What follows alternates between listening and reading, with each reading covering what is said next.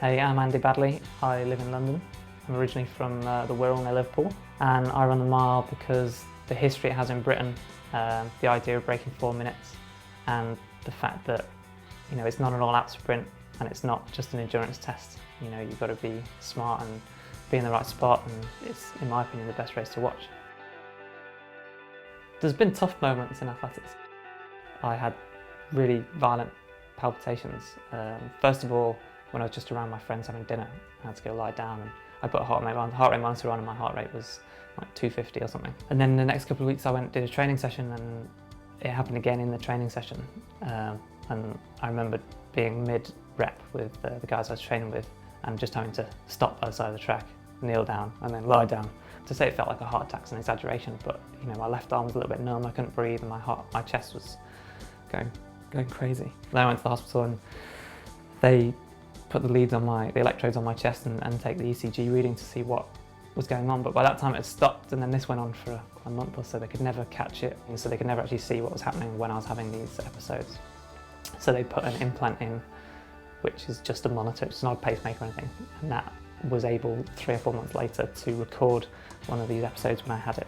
And then I could go and see the specialist, and they could diagnose what the actual problem was and said, yeah, it's not ideal, but if you can live with it. And actually since then it's never happened during running, it just happens at rest. If I can live with it, then just keep going. At the time, the thing I was most worried about was it was my final year, and the be-all and end-all at Oxford and Cambridge is the varsity match against the other one, the other team. And I was supposed to be running at least 2 events. And I was really excited I was in good shape and wanted to run as well as I could.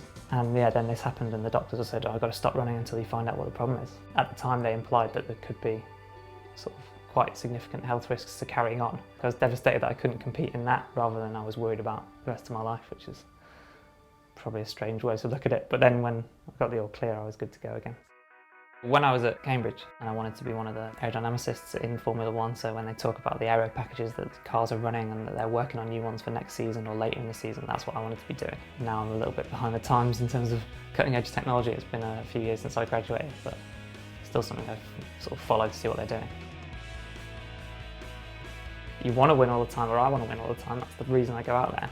And I try not to go out and race unless there's a very specific reason for it, unless I'm ready. And so yeah, when there's been times when I haven't won a medal when I thought I could, or tactically I've run poorly, retrospectively there's a lot of reasons for that. Generally I just feel like you've just got to keep getting back up again and coming again and coming again. You get back knocked down and come again.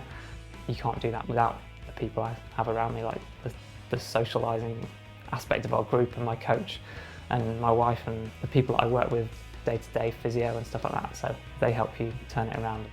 I've never thought about earning power in another arena or like anything like that. I've just been thinking, I want to be at the Olympics and I want to see how good I can be.